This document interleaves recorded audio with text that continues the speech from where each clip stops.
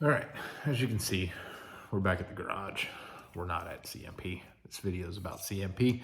First day, or part one of HPDE2. First time there, sorry. Opening a drink. But we got off the trailer. We were actually there a day early, kind of got everything settled. First time out, HPDE2, first time without an instructor. And the saying goes, cold track, cold tires, cold mind, which in this video you will see what happens when you have a cold track, cold mind, and cold tires, and even overpressure tires. So here's the first lap or so. Went out, had traction control on, turned it off, and then started, you could see a little bit of wheel work, and then I started catching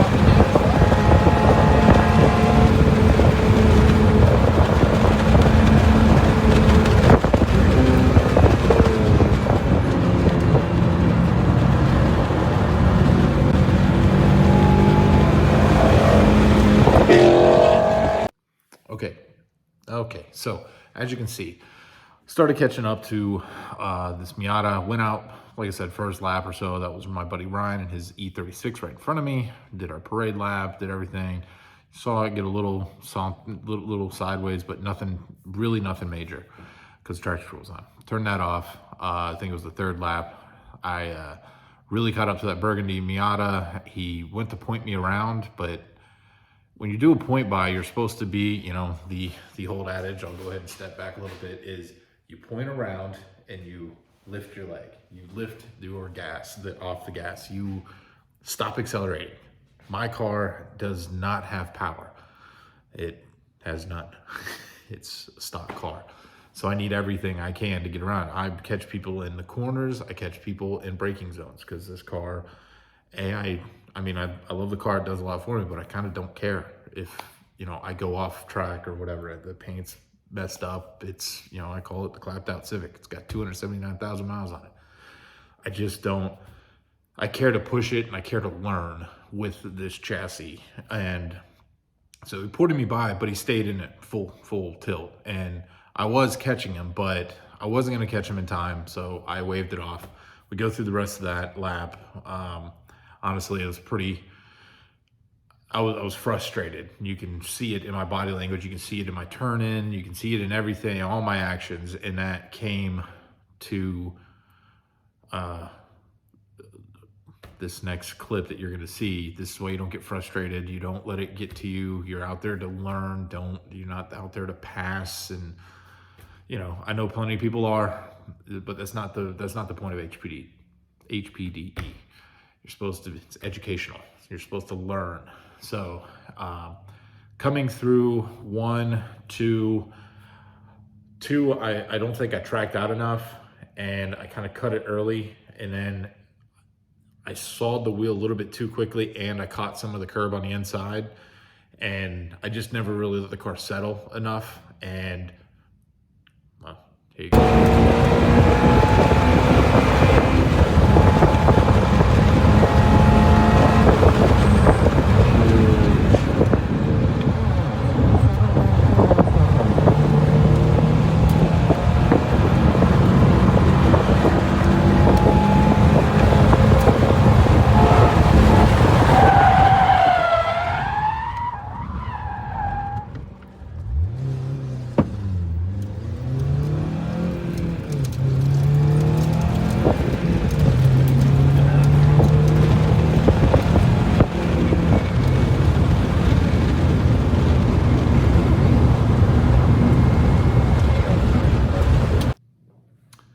So as you can see, caught the curb.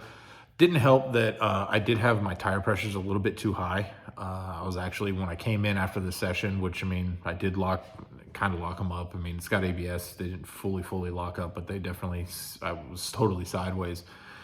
But, you know, the old adage, once I knew it was gone, both feet were in. So clutch is down, the brake is down. I tried to turn out of it, couldn't turn out of it. Once that happened, I just held the wheel neutral to see what it was gonna do. When I felt it start to come back around, I then pulled it this way, let off the gas a little bit. That's why it whips around very quickly. And at that point in time, I was lucky enough, I could see behind, you know, I went far enough sideways, I could see that there's nobody behind me. So I whipped it back around, popped it into first, took off. Probably save you guys the boring part of this. I was really slow. I didn't really push it. I wanted to make sure that I didn't hurt the car, because I wasn't 100% sure at that time why I spun. But, you know, looking back at the video and stuff like that, I can see exactly what I did. And you know, like I said, part of it was I was frustrated. I was a little angry with, you know, what was transpiring in front of me. So after that, NASA's rules, and even SCCA track night in America, and it's honestly just a really good practice. If you spin like that, obviously if you're racing, it's a little bit different. But if you're out there doing time trials or any kind of just track day event of just trying to, you know, you're just on track doing stuff, it's just for fun. There's no, you know, glory in passing people. You're really supposed to self-report. You're supposed to come in, don't make them black flag you. It doesn't go well for you when that happens. So here's a clip of me, pretty much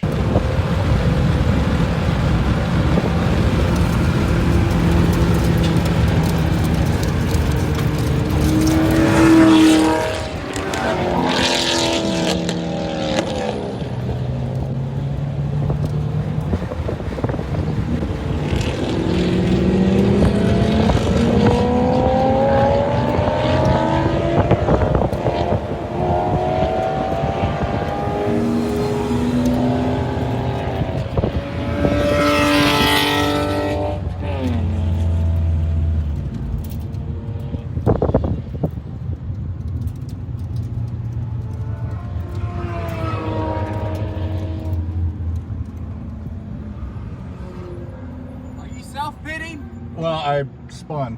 Oh, okay. Some people don't do that, so I always ask.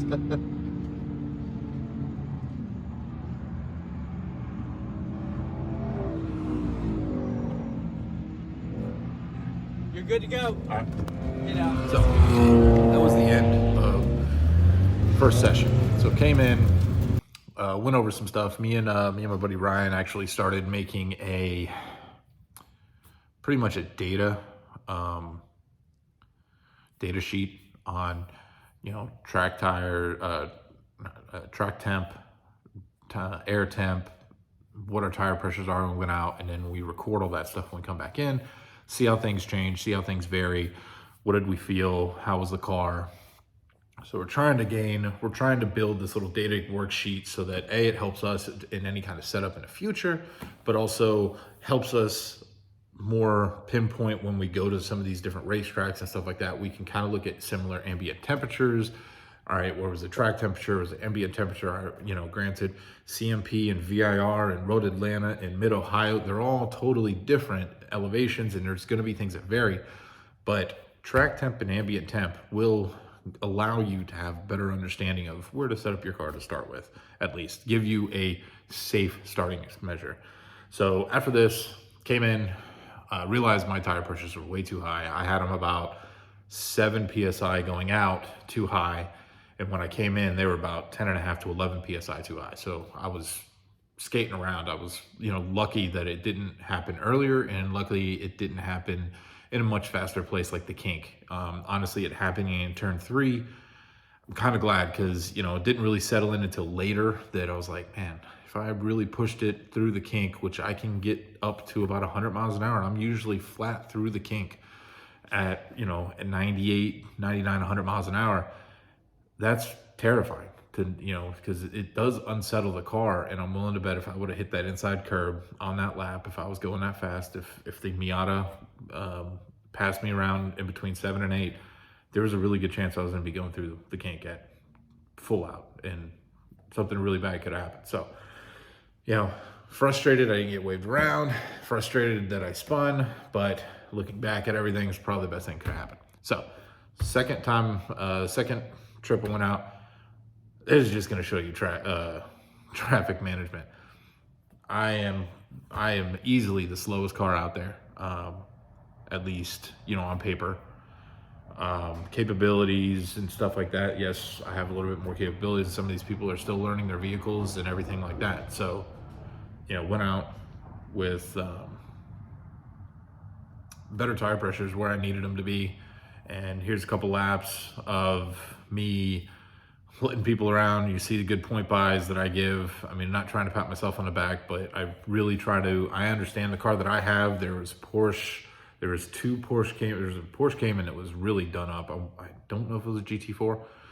There was another Porsche Cayman S. There's some wild Mustangs out there, really nice done up Mustangs, not wild like crazy, but there's a 350 GT350. There was a well done up 5.0 Mustang that unfortunately had an incident in the paddock and went home early on a flatbed. I think unfortunately had a fire. I don't know the extent of the damage, but there's that one. There's a blue supercharged Mustang. There's a white Camaro that was out there with us. There's a ton of Miatas. My buddy, there's a couple E46s. My buddy in his E46, there's a couple Corvettes. Like everything faster than a Civic is what I'm trying to say. So I'm mostly looking in my rear view, trying to get people around where it doesn't affect my lap. But there were a couple of times I know I was holding people up, but I was just trying to get this section through, and I think everybody was pretty good after the first session. The first session was after we came in. After that one, we talked about point buys and stuff like that in the classroom, and it felt like the second time around, people understood the grid a little bit better, so we gridded correctly. I started really going towards the tail end of the field where I was trying to stay out of everybody's way. So here's a couple laps of me doing some traffic management and pointing people by as much as possible.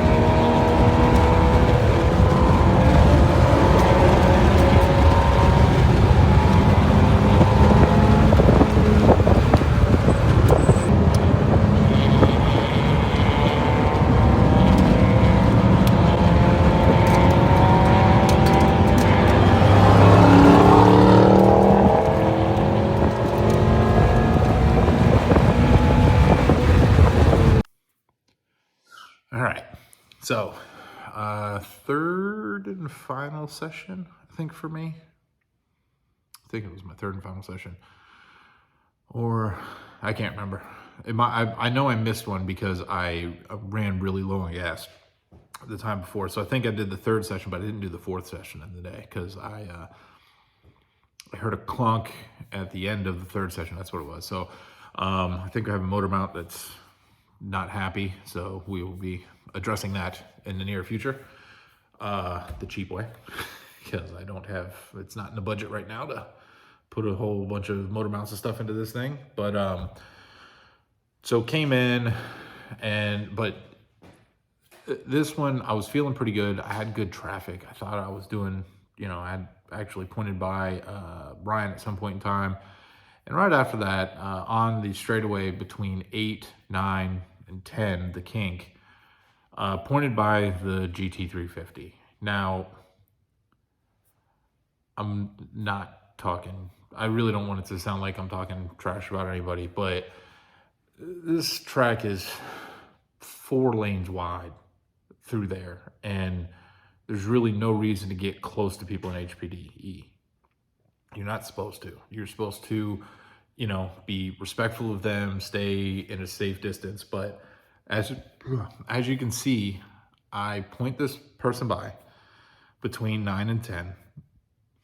And the proximity of how close this person got to me, I felt uncomfortable. Like I said, at the end of the day, everybody's fine. Everybody went home. Everybody, nothing happened. But I just feel like a little bit of, there wasn't quite the respect that needed to happen in this point by. It was just way too close for comfort for me, at least. So here's what I call, what did Maverick do? He buzzed the tower. So this is buzzing the tower in my opinion.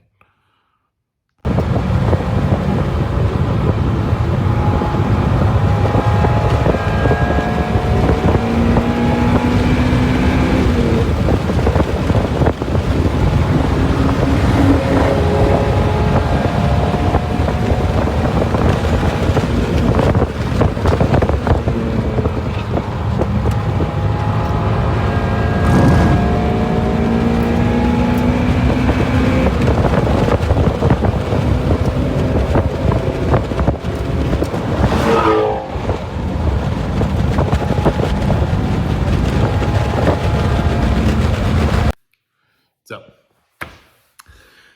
yeah, it moved my car. It went by so close and so fast. Once again, like, it's much more capable of a car, so it really it shouldn't have had to be that close. It could have easily been further over, left me plenty of room, had plenty of power to get by me, but not going to dwell on that. Now, first time for some of us to not have an instructor with us, so. That commenced day 1, because day 2 gets a lot more hairier and a lot more fun. So, and also, I'm vlogging from the track. Didn't really do it on the first day, like I said in the beginning of the video. So, trying to get better at that.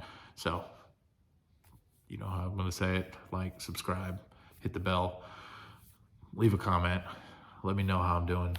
Let me know what you guys like about this content, and catch you in the next one.